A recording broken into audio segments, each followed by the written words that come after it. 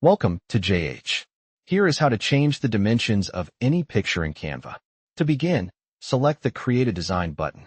For this demonstration, I'll pick the YouTube thumbnail preset. Once selected, your workspace will load. Next, navigate to the Elements tab and choose an image. I'll expand this photo so it covers the entire canvas.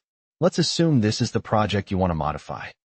To adjust the dimensions, head to the top menu and select Resize.